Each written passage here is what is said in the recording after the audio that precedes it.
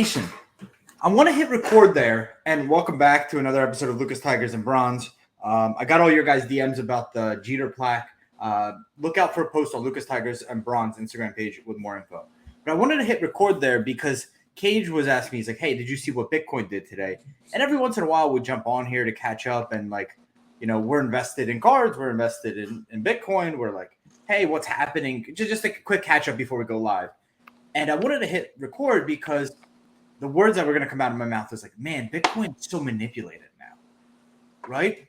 And I was going to say it with this disdain, and then I was like, wait, this is why true hobbyists might get mad at the hobby, because it used to be pure, and when money comes in, it changes the game. And manipulate is this huge, big, broad word that you guys out there, everybody probably has a different kind of interpretation of what it means. But I remember the days of 2013, 14, 15, when I was in Bitcoin. It was just like you knew kind of what it was about. You knew why people were in it. And it was a little bit more predictable in its behavior. So I wanted to go live and just kind of share that because it is frustrating for me because I'm a believer. But it's hard to kind of, when you see these wild swings like today, it was up to 20,000, Cage said, and then a free fall down to 18. It was up huge. And then just straight down. It was up huge. And then just like at 1 o'clock, it was like a targeted, boom, cliff. And you've seen the videos. I think Bro Namath posted it on his story, Cage, when the Chinese whales all at the same time hit sell. Have you seen that video? Go. Yeah, I saw the whales. Yeah, I saw his video. Is it real? Is it not? I mean, it's hard to know. On the internet, you have to take everything with a bit of grain of salt. But it is frustrating for someone who's been in this for a long time to see that. Tell me. You know what's frustrating to me? This could be a frustrating episode. I like your manipulation stuff. I like a lot of stuff. I have a couple topics for you. Number one. Your story post was hilarious, by the way. Thank you. You like that? Yeah. It's a guy. just click on it. You guys will see. I try my best, Hang on a sec. It was like, I can't believe I was able to accomplish all this by investing in modern quarterbacks. And it's a guy walking through a parking lot, and he walks by a Lambo, a Ferrari, and then he ends up at his car, which is a beater. Yeah, he just walks right past the Lambo. I was interrupted there. I apologize, guys. Ian had an emergency, came running in and wanted to know how old Jimmy Butler was. That was his question. I said, I don't know, 29, 30? I have no idea. He's got to be older than that, I guess, 30, right? Because he's a 2012. He's 2012. 2012, yeah. So, 3 or 4 years at Marquette. Right, so he played college, so he's a little. He actually transferred, I think, into Marquette from like a JUCO. So you ready for my a couple rants, right? I'm gonna have a couple rants today. People like my rants. They like my Aaron Judge rant. I like it. So here's a rant today. Panini. They're very good to us. Us being Luca Nation. When we come at them, when we tell them we want to give stuff away, we want to do stuff for our folks, they're always good. So that's not gonna be my rant, right? When we do our Whatnot show, we want to give away Panini Digital, they'll give us stuff to give away. They're always good with that. And big thank you for that. Okay. So, I got a couple redemptions that are waiting, all right? And you know what they are. You know Maxi silhouettes. See, you remember. You remember. I also have a Ramondre Stevenson, clearly Donruss wipe my ass, autograph. Why Ramondre Stevenson can't sign a friggin' autograph, I don't know. But whatever. And last week, I went in, and it was like my second 120-day wait on them, and I have to refresh them all. And I said, the Ramondre Stevenson one, you guys could give me a replacement on that. But the Tyrese Maxey Silhouettes auto, which I think is out of 199, I want that. I've seen them live. Like I want that card. Send me that card. But you can send me a replacement on the Ramondre. I got a text yesterday from FedEx saying someone's got to be home today to sign. I said, oh, cool. What's it going to be? What'd they replace it with? So Ian was outside playing basketball. It comes, it's filthy. I mean, my hands are still filthy from this envelope. Disgusting. And I said, Ian, what do you think they gave us? Maybe you got like a white sparkle, bull, or maybe they send us a pack of like Chronicles wrestling as a replacement for Ramondre Stevenson. Like, let's see what it is, So I open up the envelope, I open up the box, I pull it out.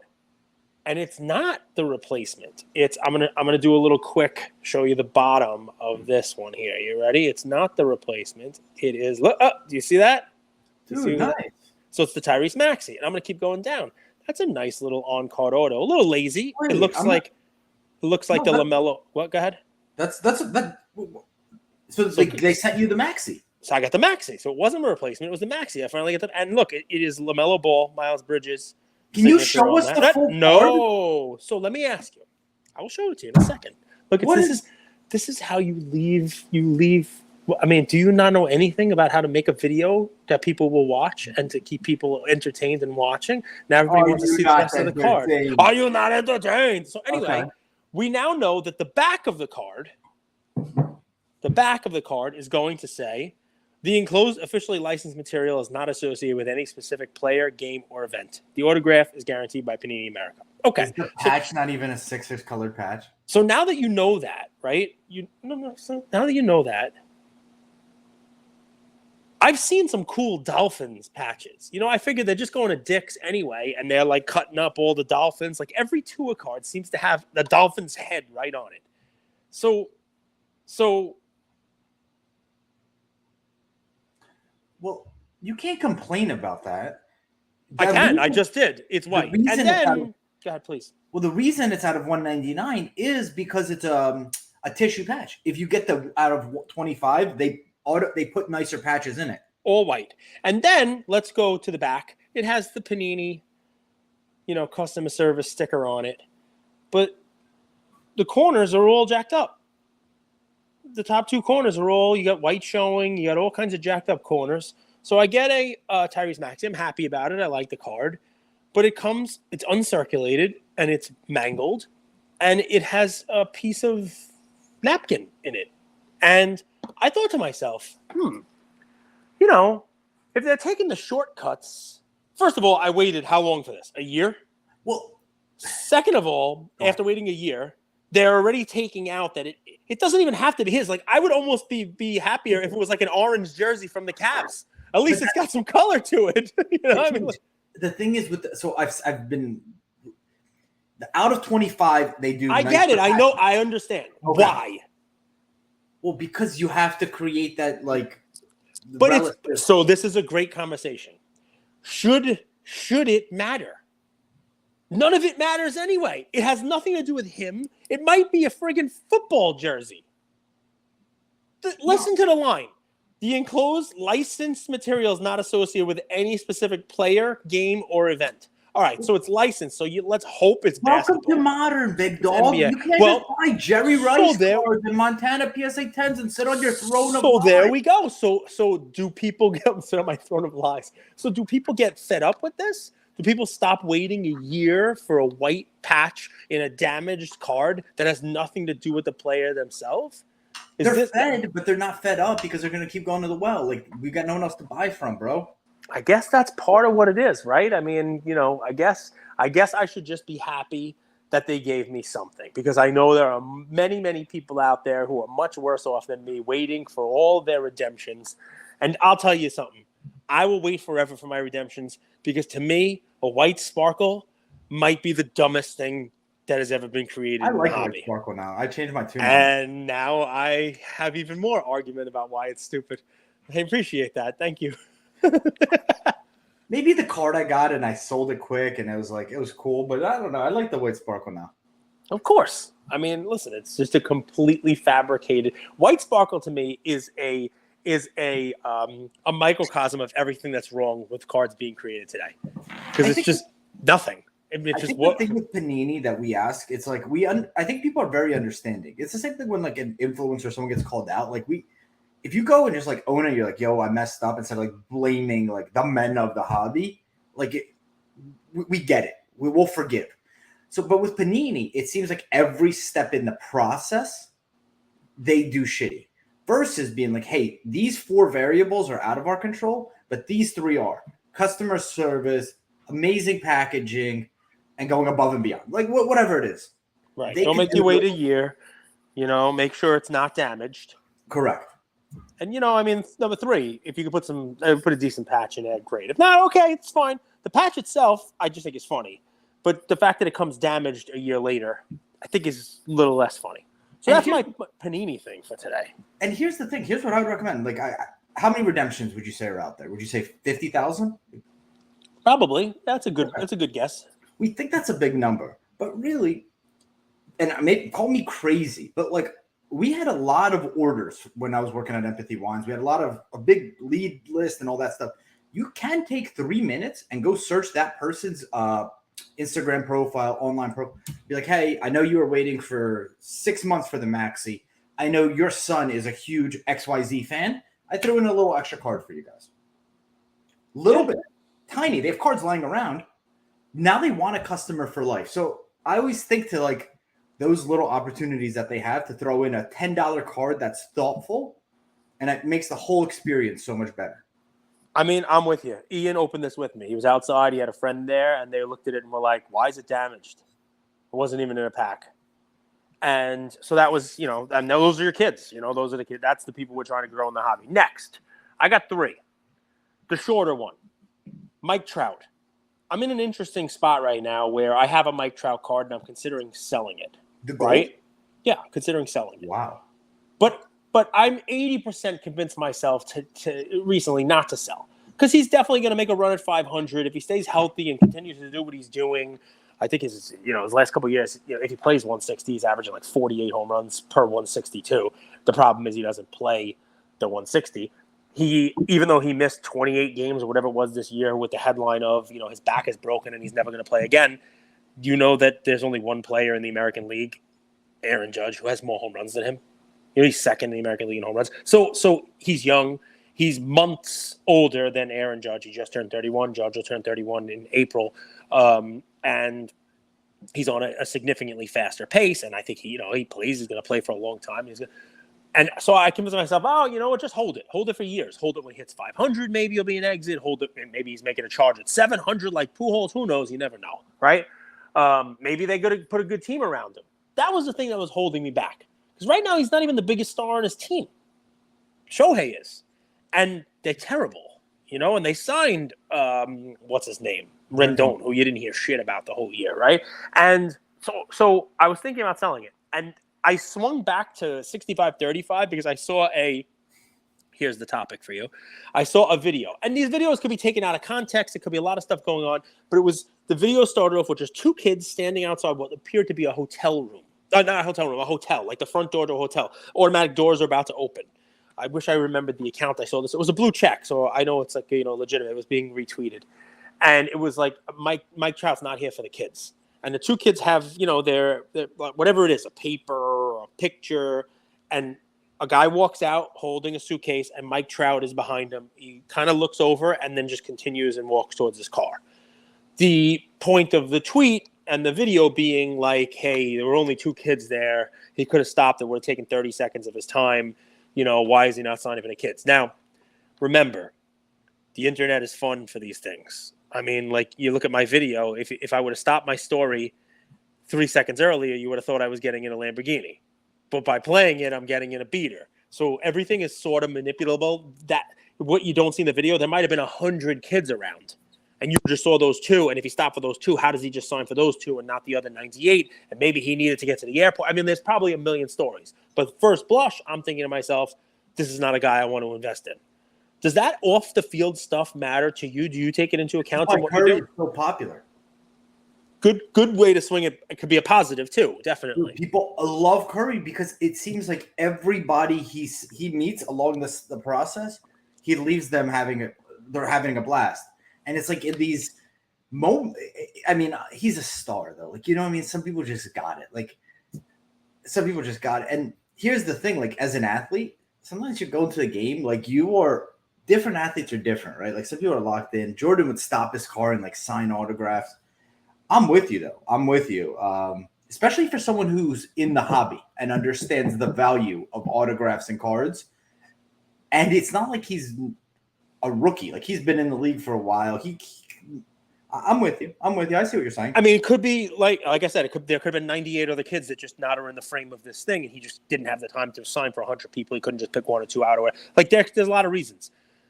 That actually swung the pendulum towards, I'm not selling right now, but selling. The other thing with Trout is a hard. Sorry, go ahead. Well, so here it's funny because he's sort of middle of the road for me. Right? And the reason why I say this, and you probably think I mean something else, so stick with me here. You know what I love? I love cards where if I'm going to invest in a player, I know what card to invest in. Right? I know what card. The Jordan thing, I am a strong believer that the reason why the Jordan Fleer is taking a hit now is because of the manipulation that's going on with that star pricing right now. And yes, I said manipulation. Okay, The media push. I think yes. I think what's going on with that star is taking away some of the Jordan is the 86 flip. People tried to do it with the friggin' Nike promo. People tried to do it with the interleg. People tried to do it a bunch of stuff. The star is the most recent push, and it's bringing it down. But if I want to invest in Walter Payton, he's got a Topps rookie. I want to invest in Jerry Rice. I know his rookie. Joe Montana, I know his rookie. Mickey Mantle, you could argue there's two. Okay, fine, there's two. But there's one clear-cut card to get in him.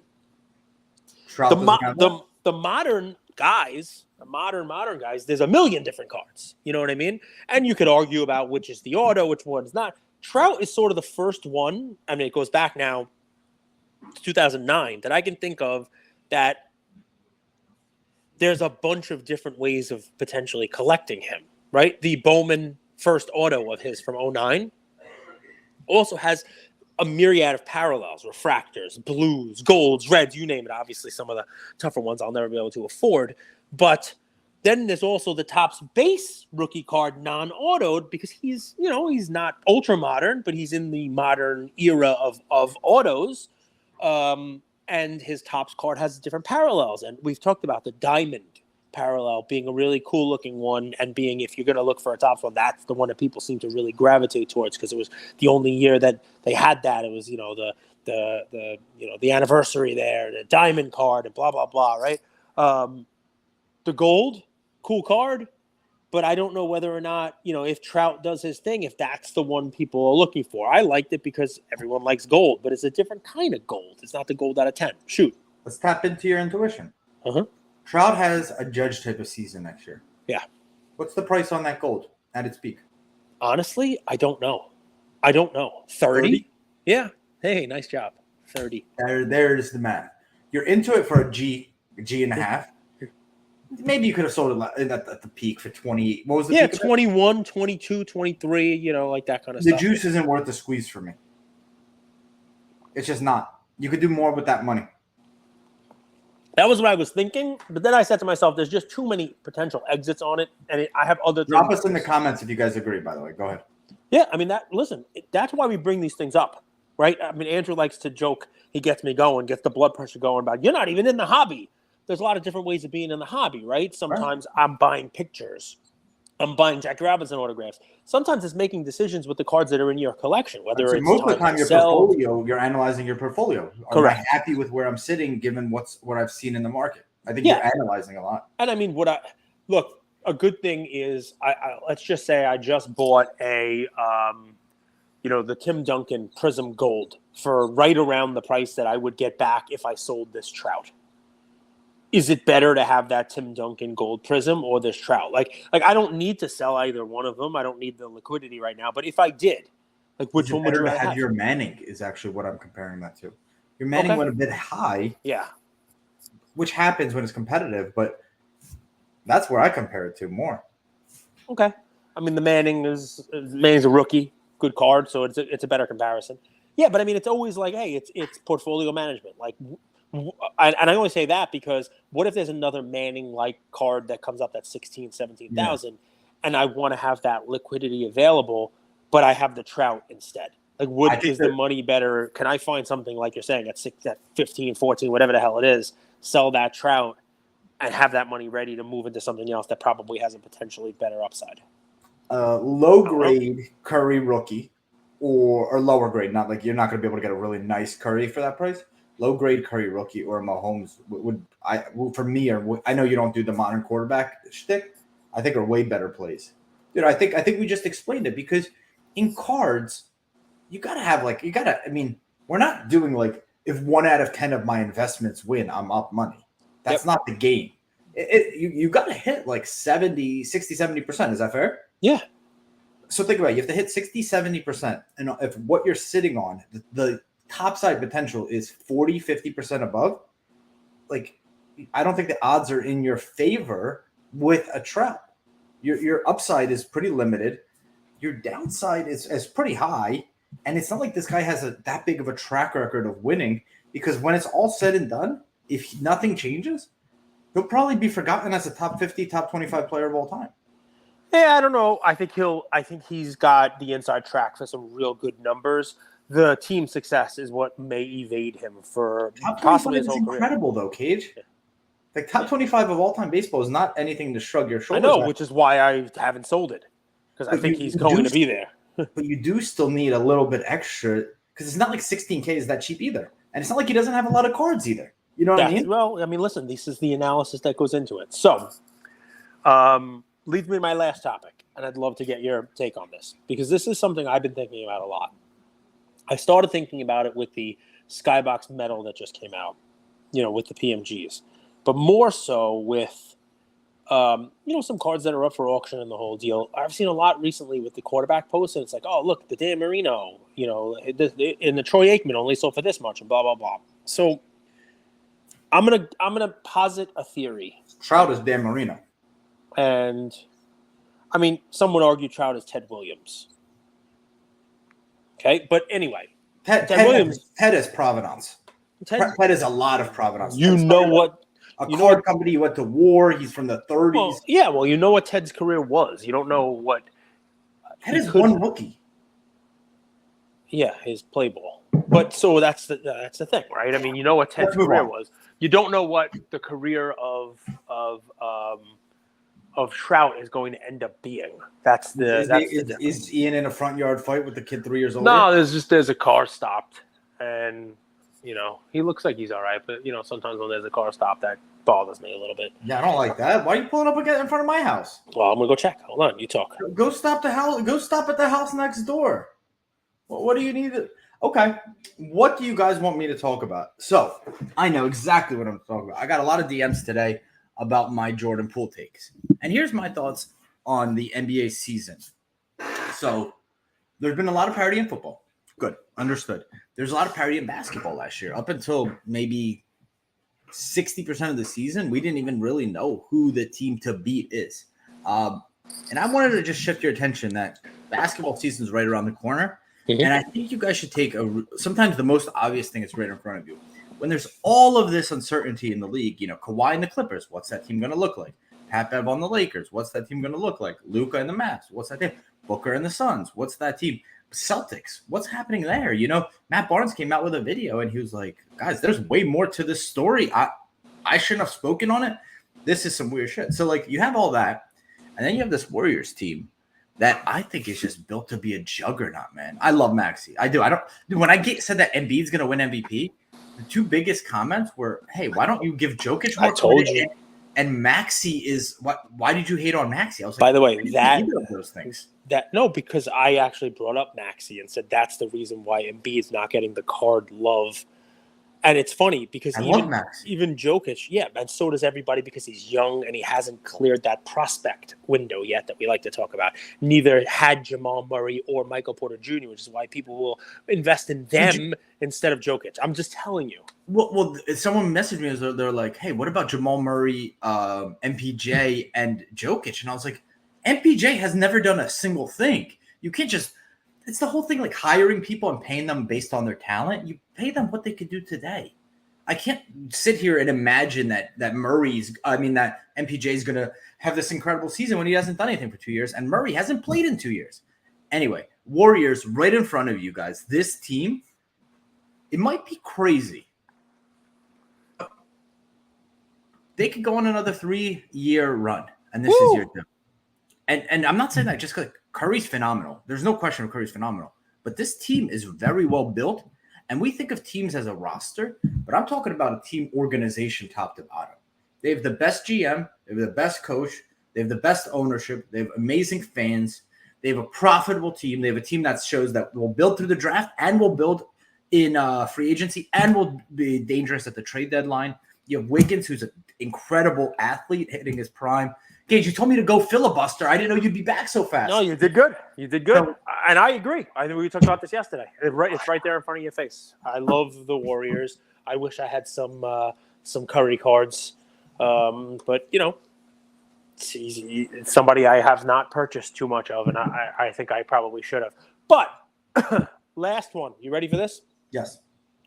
I'm going to paraphrase. I'm going to borrow it. It's something I By heard. the way, I love when Cage rolls his eyes when I talk. It's my favorite. He does it on the Whatnot show. He's like, I'm on a roll. I'm about to give these guys winners, and you're chiming in here. No, not at all. I like the play. People want to talk about basketball now. It's already week 4 in the NFL. In 2 days, it's week 4 in the NFL. People are done with it. This is now the 8-week window where it's like no one cares.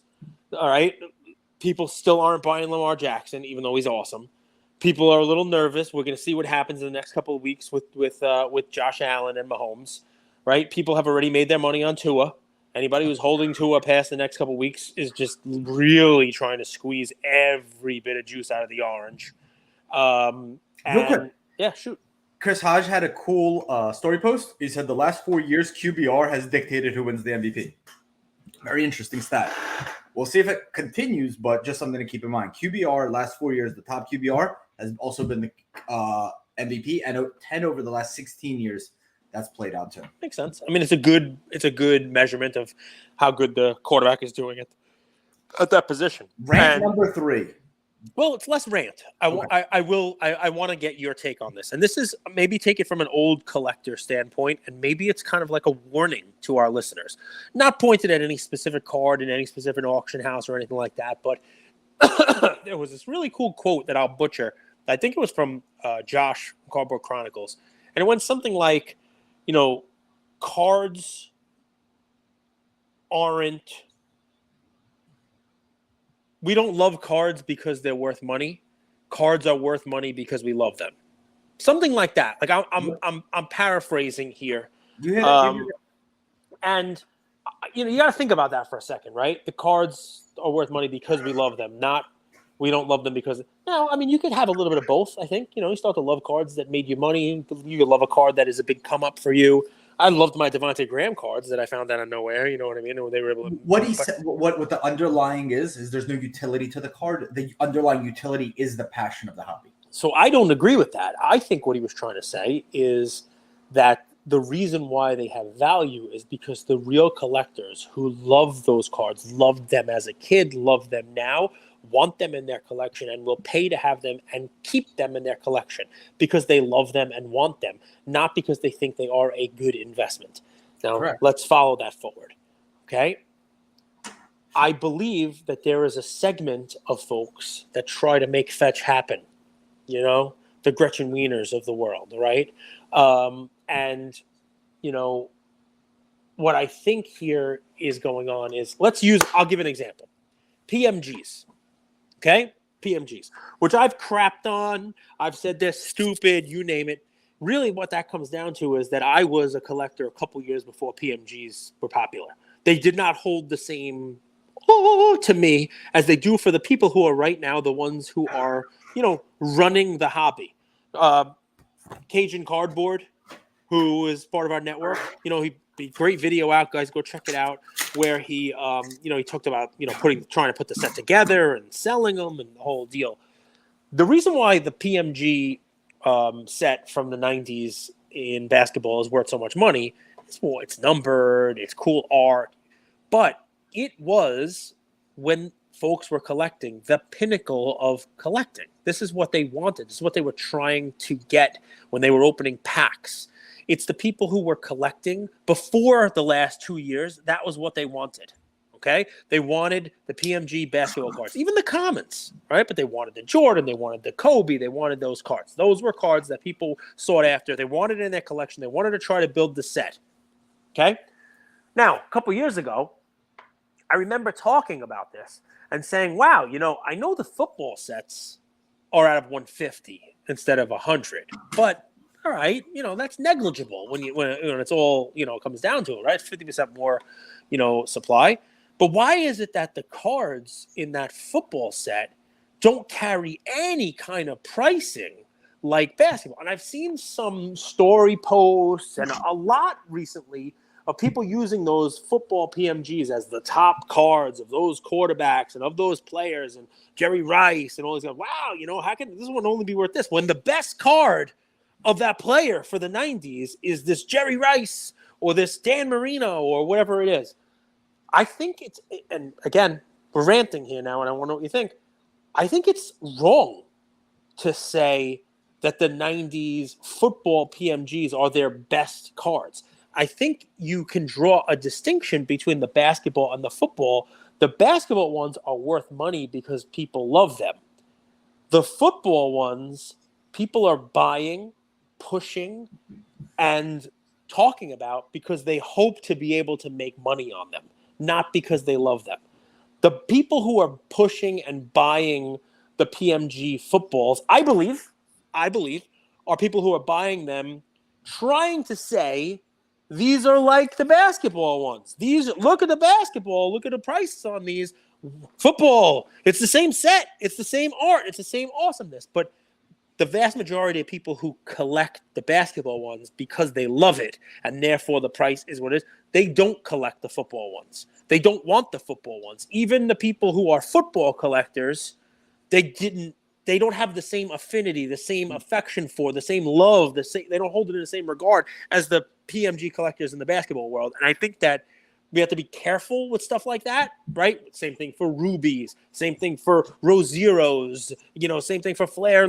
All of them. I'm not just trying to crap on, one card the whole deal, but I try to keep, that type of, mindset with stuff. Why is it worth what it's worth? Why? And especially when I see prices going up and people starting like, PMG, it's a PMG. And really, this kind of crystallized in my brain when this new set came out with the PMGs. And you had people hating on them. Like, what the hell is this? This is a Gap commercial. What the hell is this? Here's the plain clothes, street clothes Jordan versus this. You would think, well, all right, it's a Jordan PMG. It's out of 10. It's by the same artist. It's blah, blah, blah, all that stuff.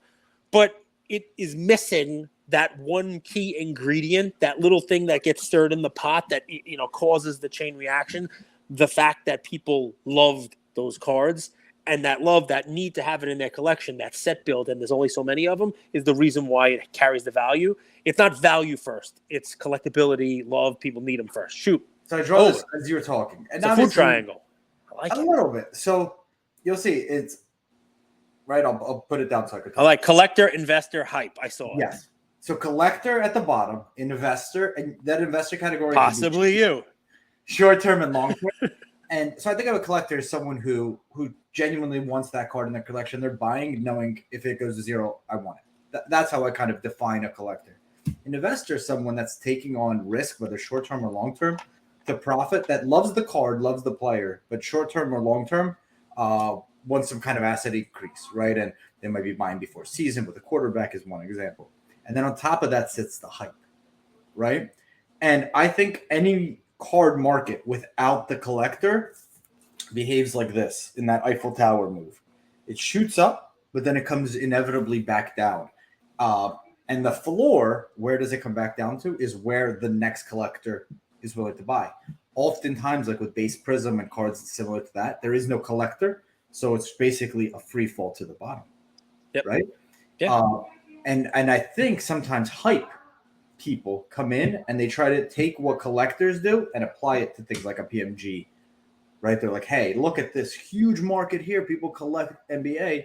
This is going to be the next one, right? And you start building that hype, but there's actually no underlying collector base in PMG football. There's a Credentials future collector base there, for example, right?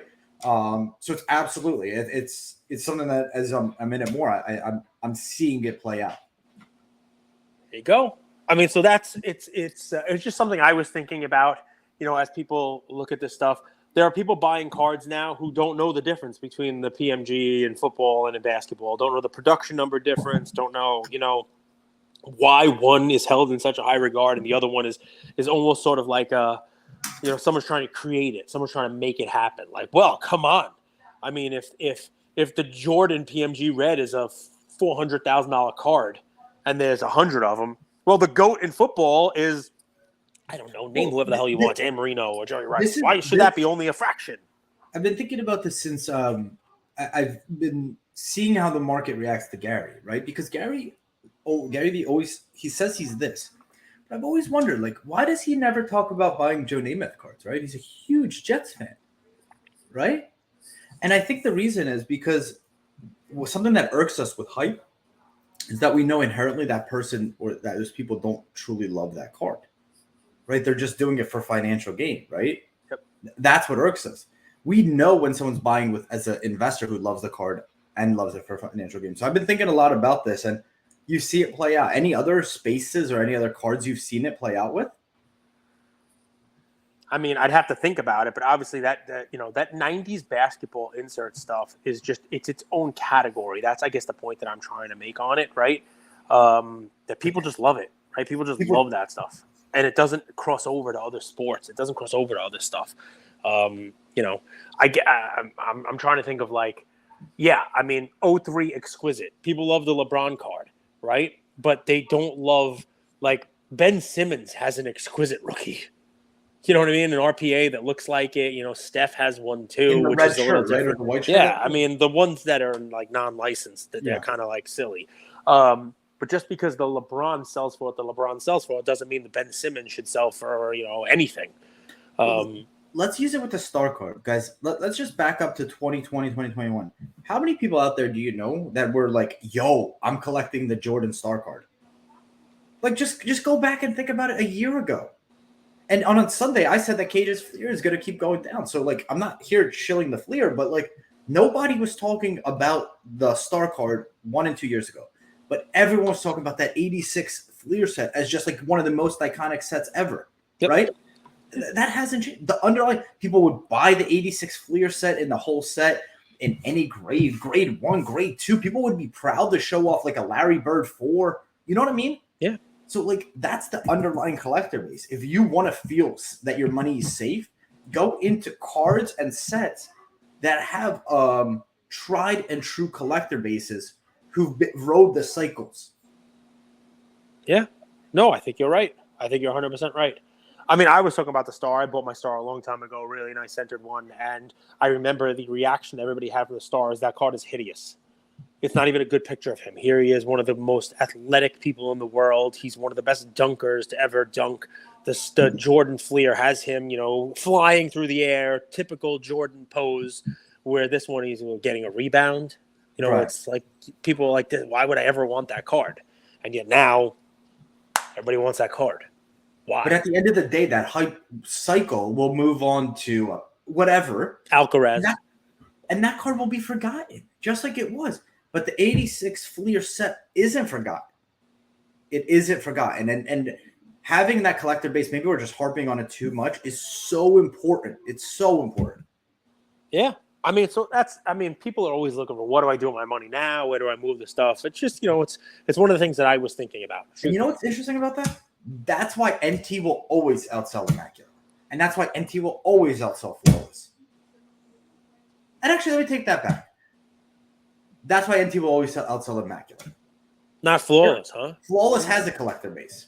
There are true people who are buying Flawless who are like, this is better than NT. And there's a group of them. There's more than just a hype media machine behind it. This is the same people who were trying to say Optic was better than Prism. It's interesting. By the way, this is all live discussion. This isn't I think my word is gospel. This is how I'm just thinking about it. And you guys feel free to agree, disagree, and find nuance and poke holes and be like, it applies here, but doesn't apply here. I love optic photography, man. I really do. I think Luka's optic is better than his Prism. Yeah.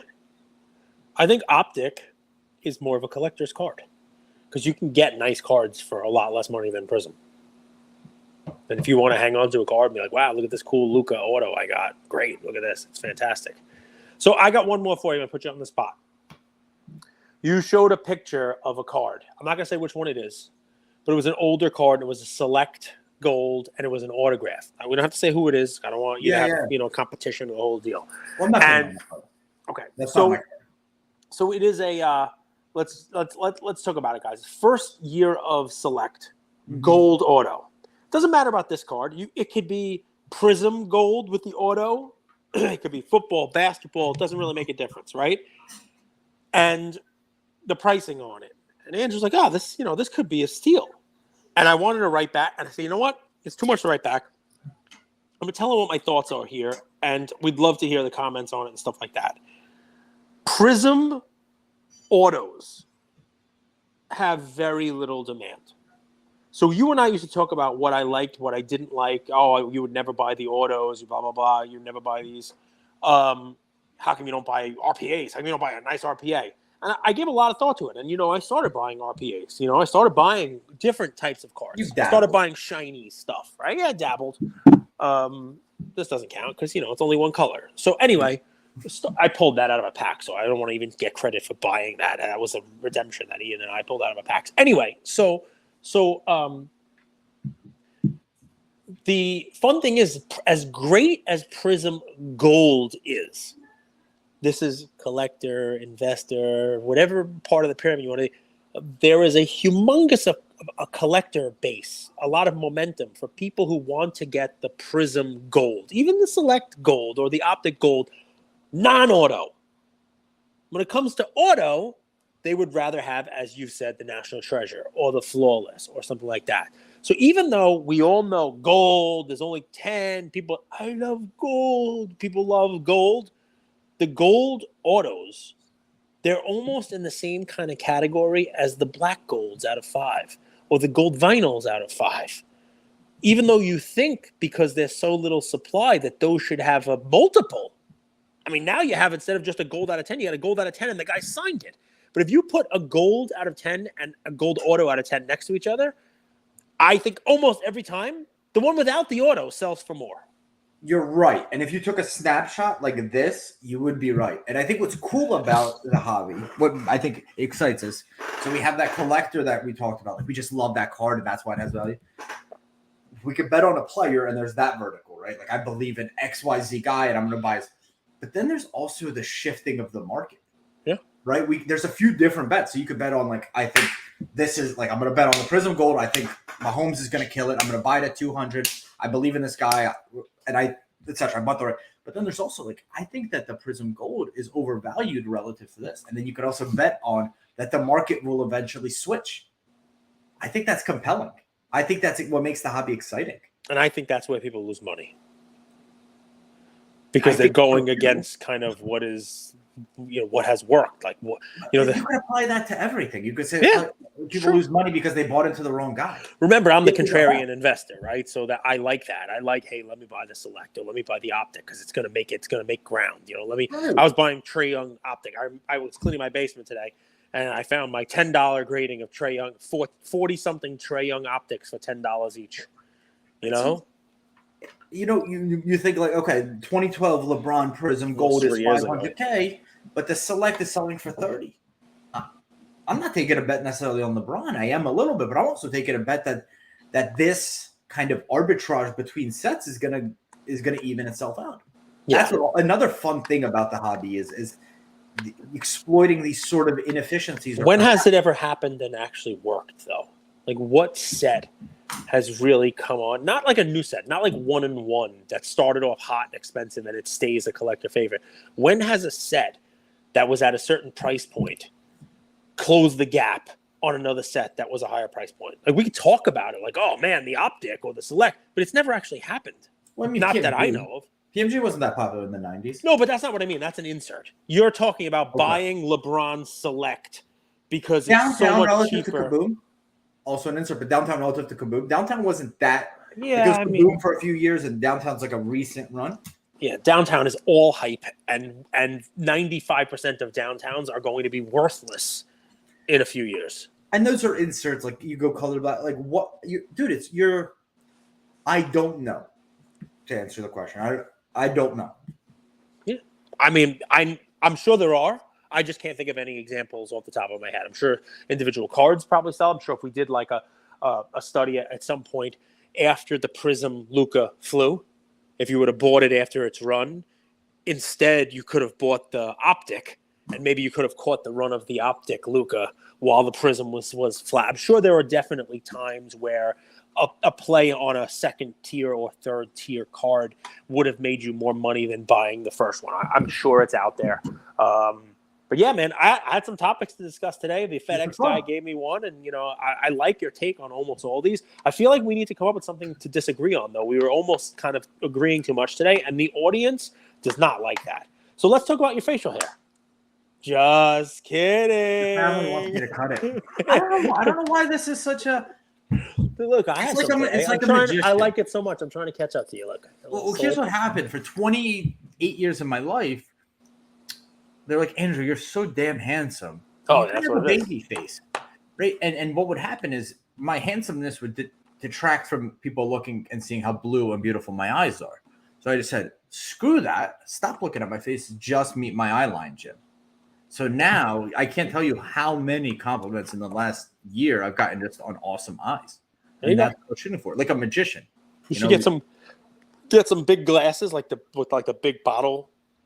That's, by the way, Wow, why I wow. wore glasses at National. I was there to make deals, not to get compliments All for right. all the I like it. influence. I like it. I mean, that works. That definitely works. I mean, you get the eyes. You got all the. That's pretty good. I made all that up right there. Just out of nowhere. The family's there. Everybody's I think good a in lot Florida. about You're magicians. safe. I always think a lot about magicians and how they operate, right? Like the element of surprise, right? Like the element of like we are so easily distracted. Like you're on whatnot, the comments come through, right? And that is where you get people to focus is a very interesting thing. I think media does it better than anybody. They're like, hey, look here, Mar-a-Lago, and then you do all of this crazy here. So thank you all for listening to another episode of Lucas, Tigers, and Bronzo My. I wanted to tell you about a new service that we have starting as of today, and I'm really, really excited to bring it to you guys. So as a part of our partnership with SGC, we got 50 free submissions every single month, and many of you have taken advantage of that. And it's amazing that we could have the opportunity to 650 episodes, 675 episodes in, to go ahead and give back to our community. As people were sending those cards in, they asked, can we send 5, 10, 20 more cards to you guys? We'll pay for it, but we wanted them graded with SGC. You guys know SGC is turning cards around in 13 to 14 business days, have incredible customer service, and their secondary market values are going up day after day after day. And that's exciting for the hobby and exciting for the grading landscape. So we didn't want to just rush into it. We wanted to do it right. And what we did was I relocated here to Boca Raton, Florida. I opened up a P.O. box maybe 5 minutes away from SGC, and I will be hand delivering and hand picking up the cards. So you don't have to worry about anyone else touching your cards. It will be me, and I will update you every step of the way. So here's how it's going to work. I'm going to personally pick up the cards from a P.O. box, prep them, new card saver, new penny sleeve, and deliver them to SGC every single Tuesday. Why Tuesday? Well, it lets the stragglers over the weekend come back through on Monday and gives me a day to prep, and it basically gives SGC the entire week to work on grading those cards. Once your cards pop, only then at the end of the process will you be paying for the service. It's $25 per card, simple as that, and the turnaround times have never been faster. We're hearing right now 13, 14, less than 20 business days. So there it is. 9170 Glades Road, number 135 is the P.O. Box in Boca Raton, Florida, 33434. 9170 Glades Road, number 135, Boca Raton, Florida, 33434. Of course, you could shoot me an email or shoot me a text anytime, and I'm always available. Many of you already have my email. It's iamandrewgoldberg@gmail.com. or my cell phone number, 215-519-9154. Reach out with any questions. I could walk you through the process. I've hopped on the call with quite a few of you, and I'm happy to do that. Love you, Luca Nation.